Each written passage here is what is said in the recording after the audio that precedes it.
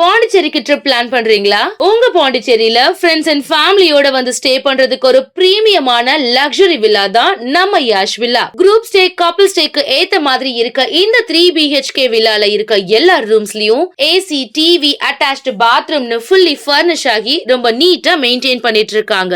தேவைப்பட்டா சமைச்சுக்க கிச்சன்ல எல்லா யூட்டன்சில்ஸும் இருக்கு. அது மட்டும் இல்லங்க, ஆர்டர் பண்ணா homemade food, car and bike ரெண்ட்ஸ்க்கு கூட ரெடி பண்ணி கொடுக்கறாங்க. அது மட்டும் இல்லங்க, வாக்கபிள் டிஸ்டன்ஸ்ல veg and non veg hotels, KFC chicken and super மார்க்கெட்ஸும் அவைலபிளா இருக்கு. உங்க வீக்கெண்ட இன்னும் வைப் ஆக்குறதுக்கு பிரைவேட் ஸ்விம்மிங் பூலும் இருக்குங்க. கார் பார்க்கிங் வசதியோட இருக்க நம்ம யாஷ் வில்லா பாண்டிச்சேரியோட சென்டர்ல இருக்கிறதுனால இங்க இருந்து 5 கிலோமீட்டர்ஸ்ல எல்லா டூரிஸ்ட் அட்ராக்ஷன்ஸையும் நீங்க ஈஸியா ரீச் பண்ணிடலாம். இன்னும் எங்க வெயிட் பண்ணிட்டு இருக்கீங்க? உடனே கால் பண்ணுங்க 9952421750. உங்க ஸ்டேவை கன்ஃபார்ம் பண்ணிக்கோங்க.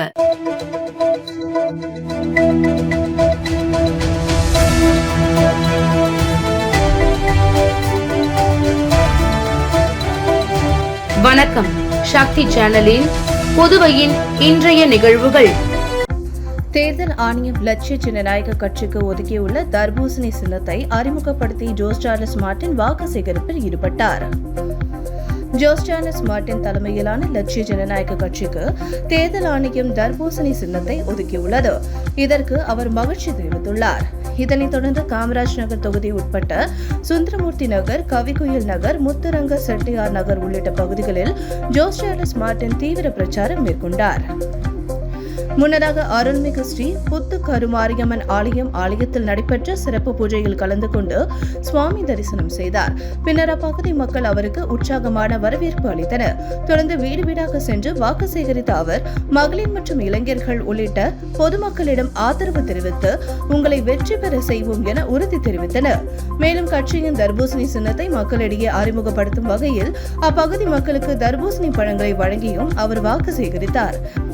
தொடர்ந்து ஸ்ரீ ராமசாந்தமூர்த்தி ஆஞ்சநேயர் ஆலயத்தில் சுவாமி தரிசனம் செய்தார். அப்போது கோவில் நிர்வாகிகள் அவருக்கு பாரம்பரிய முறையில் வரவேற்பு அளித்தனர். இந்த நிகழ்ச்சியில் சட்டமன்ற உறுப்பினர் ரிச்சர்ட் ஜான்குமார், பொதுச் செயலாளர்கள் சுரேஷ், துரைசாமி, பிரபாகரன், பரப்புரை பொதுச் செயலாளர் தாடி பாலாஜி, தொண்டரணி மாநில தலைவர் மதன் உள்ளிட்டோர் மற்றும் தொகுதி நிர்வாகிகள் சிவா, குணசேகரன், ஆறுமுகம், குமார், பெருமாள், பழனி உள்ளிட்டோர் கலந்து கொண்டனர். புதுச்சேரி முதலமைச்சர் ரங்கசாமி தட்டாஞ்சாவடி, மங்கலம் ஆகிய 2 தொகுதிகளில் போட்டியிட தனது வேட்புமனுவை தாக்கல் செய்தார்.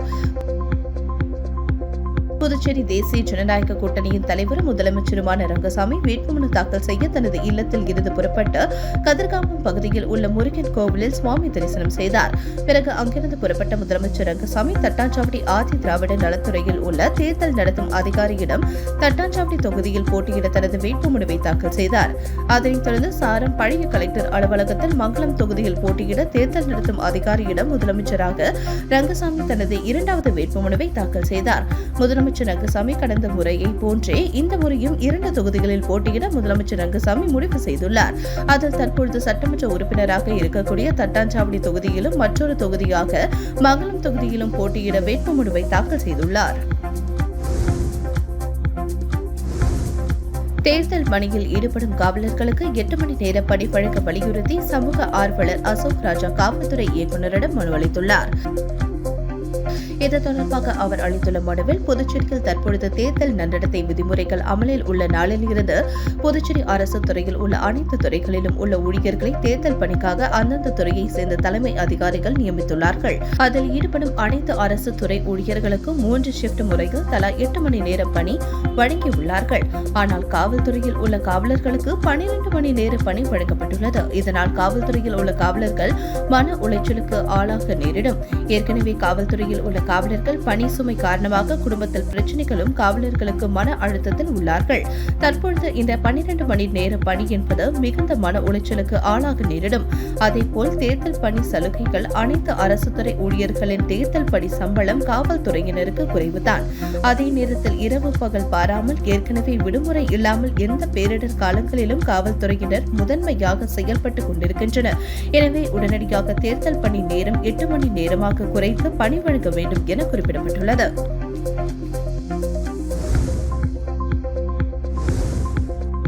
சமையல் எரிவாயு சிலிண்டரை பதுக்கி அதிக விலைக்கு விற்பனை செய்த நபரை கைது செய்த போலீசார் அவரிடம் இருந்து 10 சிலிண்டர்களை பறிமுதல் செய்தனர். புதுச்சேரியில் வீட்டு உபயோக சிலிண்டர்கள் கள்ள சந்தையில் அதிக விலைக்கு விற்பனை செய்யப்படுவதாக உணவு கடத்தல் தடுப்பு பிரிவு போலீசாருக்கு புகார்கள் வந்தன. அதன் பேரில் எஸ்பி மார்க், ஆய்வாளர் நியூட்டன் மற்றும் போலீசார் சமையல் எரிவாயு முகமைகளில் தொடர்ந்து சோதனை மேற்கொண்டு வருகின்றனர். இந்த நிலையில் மடுகரை பகுதியில் வீட்டு உபயோக சமையல் எரிவாயு சிலிண்டர்கள் பதுக்கி வைக்கப்பட்டு அதிக விலைக்கு விற்பனை செய்யப்படுவதாக உணவு கடத்தல் தடுப்பு பிரிவுக்கு தகவல் வந்தது. அதன் பேரில் போலீசார் அங்கு சென்று விற்பனைக்காக பதுக்கி வைக்கப்பட்டிருந்த 10 சமையல் எரிவாயு சிலிண்டர்களை பறிமுதல் செய்தனர். அவற்றை பதுக்கி வைத்த மடுகரையை சேர்ந்த சாகுல் ஹமீது 64 என்பவரை போலீசார் கைது செய்தனர். மேலும் அவரிடம் இருந்து 6 வீட்டு உபயோக சமையல்கள் எரிவாயு கணக்கு புத்தகங்கள், ஒரு ரேஷன் கார்டு ஆகியவை பறிமுதல் செய்யப்பட்டன. புதுச்சேரியில் ஒரே நாளில் போட்டி போட்டுக்கொண்டு அரசியல் கட்சியினர் சுயேட்சை வேட்பாளர்கள் வேட்புமனு தாக்கல் செய்ததால் தேர்தல் நடத்தும் அதிகாரி அலுவலகங்கள் பரபரப்புடன் காணப்பட்டன. புதுச்சேரி சட்டசபைக்கு ஏப்ரல் 9ஆம் தேதி ஒரே கட்டமாக வாக்குப்பதிவு நடக்கிறது. இதற்கான வேட்புமனு தாக்கல் கடந்த 16ஆம் தேதி துவங்கியது. முதல் 2 நாட்களில் யாரும் வேட்புமனு தாக்கல் செய்யவில்லை. நேற்று முன்தினம் அமாவாசை தினத்தில் 12 பேர் மனு தாக்கல் செய்தனர். நேற்று புதுச்சேரியில் 3 பேரும், காரைக்காலில் 2 பேரும் வேட்புமனு தாக்கல் செய்தனர். அனைத்து தொகுதிகளுக்கும் வேட்புமனு தாக்கல் சூடுபிடித்தது. கூட்டணி தொகுதி பங்கீடுகள் முழுமை அடையாவிட்டாலும் தேசிய மாநில அரசியல் கட்சிகள் மற்றும் சுயேட்சைகள் என ஏராளமான வேட்பாளர்கள் ஆர்வமுடன் வேட்பு மனுவை தாக்கல் செய்து வருகின்றனர். அந்த வகையில் பாஜக சார்பில் மண்ணாடிப்பட்டு தொகுதியில் போட்டியிட அமைச்சர் நமச்சிவாயம் மனு தாக்கல் செய்தார். திமுக சார்பில் வெள்ளியனூர் தொகுதியில் போட்டியிட எதிர்க்கட்சித் தலைவர் சிவா வேட்பு மனு தாக்கல் செய்தார். நெல்லித்தோப்பு தொகுதியில் திமுக சார்பில் போட்டியிட முன்னாள் எம்எல்ஏ ஓம் சக்தி சேகர், கார்த்திகேயன் ஆகிய இருவரும் மனு தாக்கல் செய்ததால் பரபரப்பு ஏற்பட்டது. பாரதிய ஜனதா கட்சி சார்பில் முதலியார்பேட்டை தொகுதியில் போட்டியிட அமைச்சர் ஜான்குமார், காலாப்பட்டு தொகுதியில் போட்டியிட எம்எல்ஏ கல்யாணசுந்தரம் ஆகியோர் மனு தாக்கல் செய்தனர். இதேபோல என்ஆர் காங்கிரஸ் சார்பில் திருபுவனை தொகுதியில் கோபிகா, நெட்டப்பாக்கம் தொகுதியில் ராஜவேலு, பாகூர் தொகுதியில் முன்னாள் அமைச்சர் தியாகராஜன் ஆகியோர் மனு தாக்கல் செய்தனர். திமுக சார்பில் போட்டியிட பாகூர் தொகுதியில் எம்எல்ஏ செந்தில்குமார், முத்தியால்பேட்டை தொகுதியில் முன்னாள் எம்எல்ஏ நந்தா சரவணன் மற்றும் பிரபாகரன் ஆகியோர் மனு தாக்கல் செய்தனர். இதேபோல பல்வேறு பகுதிகளில் சுயேட்சை வேட்பாளர்கள் வேட்புமனு தாக்கல் செய்ததால் அனைத்து தேர்தல் அலுவலகம் பரபரப்புடன் காணப்பட்டது.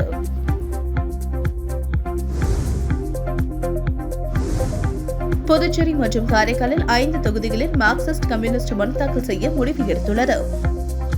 புதுச்சேரியில் இந்தியா கூட்டணியில் திமுக, காங்கிரஸ் இடையே தொகுதி உடன்பாடு ஏற்படாமல் இழுபறியாகவே உள்ளது. இச்சூழலில் இந்தியா கூட்டணியில் உள்ள சிபிஐ, சிபிஎம், விசிகா உள்ளிட்ட கட்சிகளும் இதற்காக காத்துள்ளன.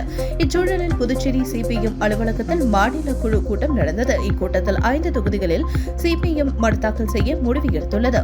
லாஸ்பேட்டையில் ராஜாங்கம், முத்தியால்பேட்டையில் வழக்கறிஞர் சரவணன், திருப்புவனியில் வழக்கறிஞர் தட்சிணாமூர்த்தி, பாகூரில் இளவரசி தொகுதிகளிலும் காரைக்கால் டிஆர் பட்டினத்தில் தபீம் ஆகியோர் தனித்து போட்டியிட மனு தாக்கல் செய்ய முடிவு செய்யப்பட்டது.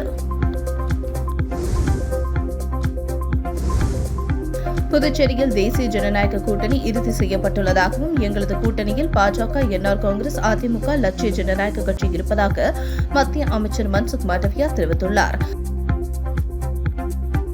புதுச்சேரியில் தேசிய ஜனநாயக கூட்டணி இறுதியான நிலையில் முதலமைச்சர் ரங்கசாமி மற்றும் மத்திய அமைச்சர் மன்சுக் மாண்டவியா ஆகியோர் சந்தித்து பேசினர்.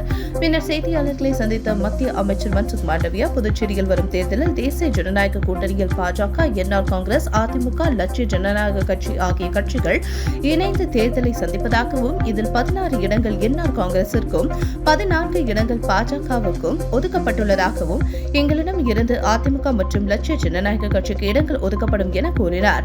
மேலும் எங்களது தேசிய ஜனநாயக கூட்டணிக்கு முதலமைச்சர் ரங்கசாமி தான் தலைமை வகிப்பார் எனவும் மத்திய அமைச்சர் மன்சுக் மாண்டவியா தெரிவித்துள்ளார். பேட்டி மன்சுக் மாண்டவியா, மத்திய அமைச்சர். காங்கிரஸ் கட்சி சார்பில் ஏம்பலம் தொகுதியில் போட்டியிட முன்னாள் அமைச்சர் கந்தசாமி வேட்புமனு தாக்கல் செய்தார். இந்தியா கூட்டணியில் தொகுதி பங்கீடு முழுமை பெறாத நிலையில் காங்கிரஸ் மற்றும் திமுகவினர் வேட்புமனு தாக்கல் செய்து வருகின்றனர். அந்த வகையில் காங்கிரஸ் கட்சி சார்பில் ஏமலம் பகுதியில் போட்டியிட முன்னாள் அமைச்சர் கந்தசாமி தேங்காய்த்திட்டு மீன்வளத்துறை அலுவலகத்தில் உள்ள தேர்தல் அதிகாரியிடம் வேட்புமனு தாக்கல் செய்தார். முன்னதாக மடுக்குளம் விநாயகர் ஆலயம், கௌசிக பாலசுப்ரமணிய ஆலயத்தில் சிறப்பு பூஜை செய்துவிட்டு 100க்கும் மேற்பட்ட காங்கிரஸ் கட்சியினருடன் ஊர்வலமாக வந்து மனு தாக்கல் செய்தார். இதன் பின்னர் செய்தியாளர்களிடம் பேசிய அவர், புதுவை மக்கள் ஆட்சி மாற்றத்தை விரும்புகின்றனர் என்றும் அதற்கு ஏமலம் தொகுதியை சாட்சி என கூறினார். இந்தியா கூட்டணி தொகுதி பங்கீடு சுமூகமாக முடிவடையும் என்றும் 2026 இந்தியா கூட்டணி ஆட்சி அமைக்கும் என்றார்.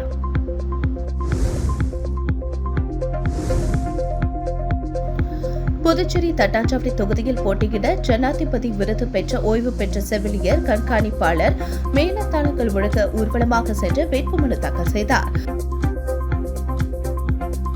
புதுச்சேரி அவை நகர் பகுதியைச் சேர்ந்தவர் பங்காரு அம்மா கருணாகரன். செவிலியர் கண்காணிப்பாளராக பணியாற்றி ஓய்வு பெற்றவர். சிறந்த சேவை செய்வதற்காக கடந்த 2017ஆம் ஆண்டு ஜனாதிபதி விருது பெற்று புதுச்சேரிக்கு பெருமை சேர்த்தவர். இந்த நிலையில் தட்டாஞ்சாவடி தொகுதியில் சுயேட்சையாக போட்டியிட இன்று வேட்புமனு தாக்கல் செய்தார். முன்னதாக தமிழர் பாரம்பரிய இசை கலைஞர்களுடன் மேளதாளங்கள் முழங்க ஊர்வலமாக சென்று வேட்புமனு தாக்கல் செய்தார். ஓய்வு பெற்ற வங்கி அதிகாரி தாமோதரன் முன்மொழிந்தார். இந்த நிகழ்ச்சியில் வெங்கடேசலு, ராஜாராம், ரவி, ரமேஷ், ஐயப்பன், சண்முகம், உமா சுப்பிரமணியன், சித்ரலேகா, சாருலதா, சுதா, சூர்யா, குமார், மணி, முரளி, சாந்தி உட்பட பலர் உடனிருந்தனர். தட்டாஞ்சாவடி தொகுதியில் முதலமைச்சர் ரங்கசாமி போட்டியிட உள்ள நிலையில் ஜனாதிபதி விருது பெற்ற பெண்மணி சுயேட்சையாக போட்டியிட உள்ளது அரசியல் வட்டாரத்தில் பரபரப்பை ஏற்படுத்தியுள்ளது. உங்கள் சக்தி சேனலின் புதுவையின் அன்றாட நிகழ்வுகளை உடனுக்குடன் தெரிந்து கொள்ள சக்தி சேனல் புதுச்சேரி யூடியூப் சேனலை சப்ஸ்கிரைப் செய்து கொள்ளுங்கள். மறக்காமல் பெல் பட்டனையும் கிளிக் பண்ணுங்க. ஷேர் பண்ணுங்க, லைக் பண்ணுங்க. உங்கள் சக்தி சேனல்.